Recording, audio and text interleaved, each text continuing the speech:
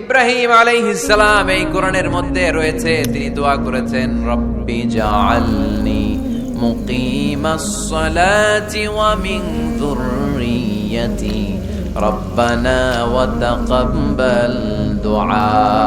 সুবহানাল্লাহ পড়েন, রব্বি জাআলনি মুকিমাস সালাহ, আল্লাহ আপনি আমার নামাজ কায়েমকারী বানান, ওয়া মিন যুররিয়্যাতি, আমার সন্তানদেরকেও আপনি নামাজ কায়েমকারী বানান। রব্বুল আলামিন এই দোয়াটা আমার পক্ষ থেকে আপনি কবুল করে নেন, পড়েন আমিন।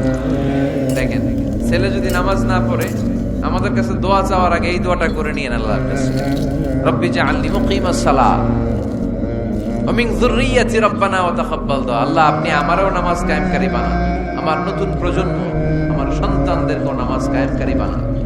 এই দোয়া আল্লাহর কাছে করতে হয়। আল্লাহর কাছে দোয়া না করলে ছেলে মেয়ে নামাজি হয় না। নেককার সন্তান চাইবো কার কাছে?